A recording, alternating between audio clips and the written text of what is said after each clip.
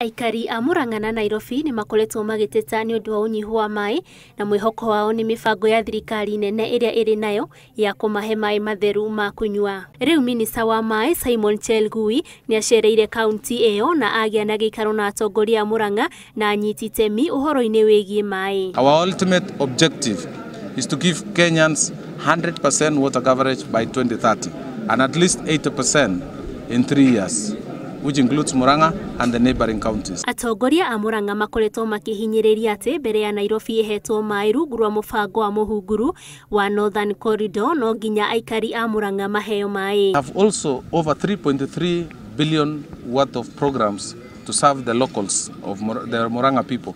These programs are ongoing, some of them are completed, implemented jointly by Tana Water Service Board and Athi Water Service Board.